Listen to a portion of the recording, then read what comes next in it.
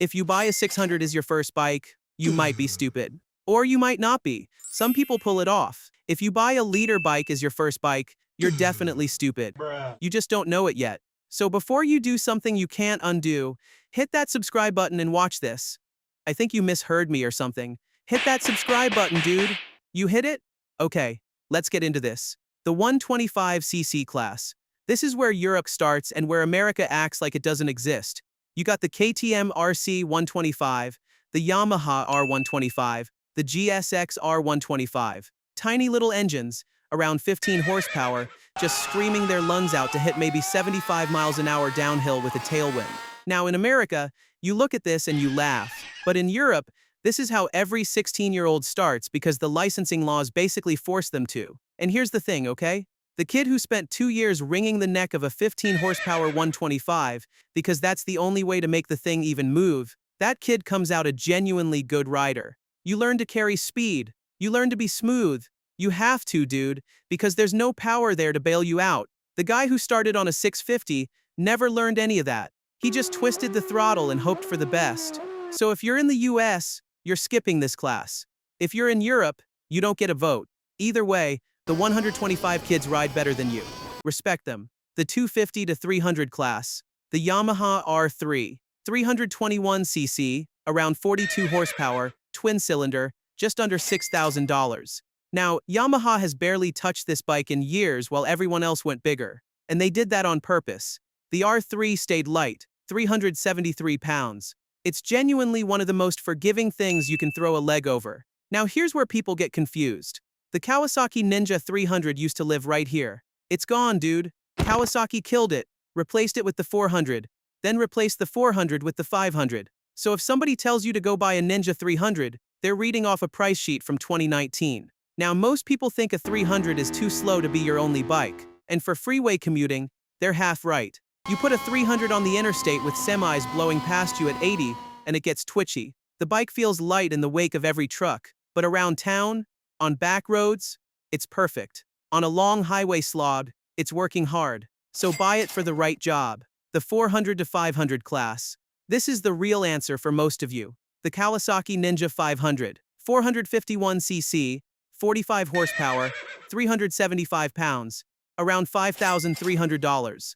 This replaced the Ninja 400, and the 400 was the most recommended beginner bike of the last decade for a reason. Smooth engine, light clutch, you can flat-foot it at a light, and it's quick enough to keep you entertained for years instead of months. And this is the sweet spot because of how the power shows up. A 600 Super Sport doubles its punch in the top half of the revs, and that's exactly what catches new riders out on a wet road. The bike's gone before your brain even catches up. The 500 just pulls clean the whole way up. It's predictable, and that's what keeps you upright, dude. And here's what the spec sheet hides. The Ninja 500 shares its bones with the Kawasaki Z500.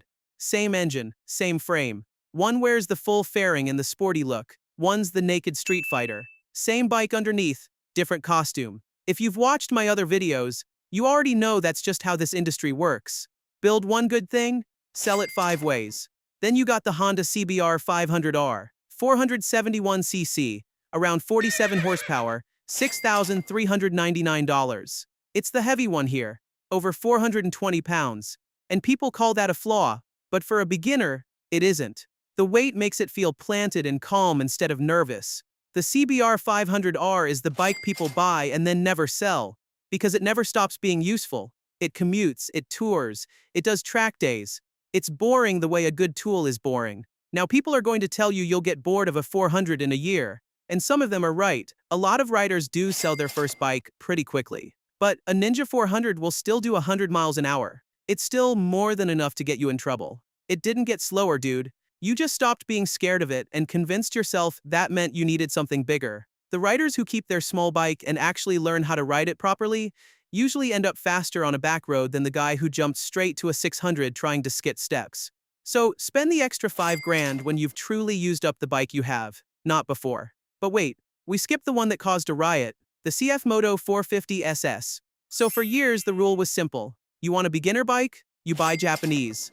Then CFMOTO, a Chinese company, shows up with the 450 SS, 449cc, 51 horsepower, the most powerful engine in the entire sub-500 class. Brembo brakes, slipper clutch, a 5-inch color screen with Bluetooth, winglets like a MotoGP bike, $5,699. And the internet split in half. One side said, best value in motorcycling, period. The other side said, it's Chinese, it'll fall apart, good luck finding parts when it breaks. And honestly, both sides are right about something. The bike genuinely undercuts everything on features. But the long-term reliability question is real, because it doesn't have 40 years of history behind it like Honda does. So you're trading proven for loaded. That's the actual decision, not the flag on the tank. Then you got the angry one, the KTM RC390, 373cc single-cylinder, 44 horsepower, and a completely different personality from everything else on this list. The Japanese bikes are smooth and friendly. The KTM is mean, dude. Sharpest riding position in the class, most track-focused, and it just wants you to ride it hard. This is the beginner bike for the person who already knows they want to do track days. And yeah, before you comment it, the 390 Duke is a legend. We're not talking about it today. This is a sport bike video, and the Duke's a naked. It gets its own moment another time. One heads up on the RC390. KTM has been real quiet on a fresh 2026 version. You'll find them sitting at dealers, often discounted, but it's in a weird limbo right now. If you find a deal, take it. Just know what you're walking into. The poster on the wall.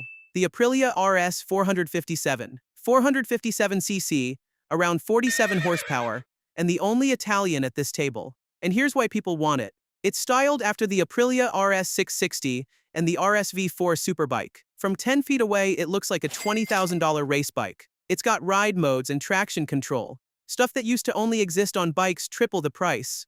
The RS457 is for the rider who cares how the bike looks parked outside the cafe as much as how it actually rides. And no shame in that. Half of motorcycling is vibes, dude. The Aprilia just hands you the most expensive-looking vibe for the least money. Now the honest part. Which one is actually for you? You want the safe, proven, can't-go-wrong answer? Ninja 500? Or a used Ninja 400? That's the layup. You want the most features for the least money? CFMOTO 450 SS. Eyes open about the brand being new. You already know you're a track person? KTM RC390. You want it to look like a superbike in the driveway? Aprilia RS457. You want the one you'll never need to replace? CBR500R. There is no wrong pick on that list. That's the whole point. Every one of these teaches you to ride without trying to kill you. Now for the people who watched this far, there's a bike nobody puts on beginner lists because it technically doesn't belong. The Yamaha R3, 689cc, 72 horsepower, looks like a full supersport. On paper, too much. But in reality, that's the torquey twin out of the MT-07, and it's so smooth and linear that experienced riders genuinely hand it to careful beginners. It's the bike you graduate to in year 2. But some people start there and survive, because the power shows up like an adult instead of a firework. I'm not telling you to start on it. I'm telling you it exists, and it's the bridge between this list and the bikes that actually will hurt you. Tell me in the comments what your first bike was, or what you're about to buy. I already know some of you went straight for the 600 anyway. Ride like the cars can't see you, because they can't. That's the end of the vid. See you in the next one, guys.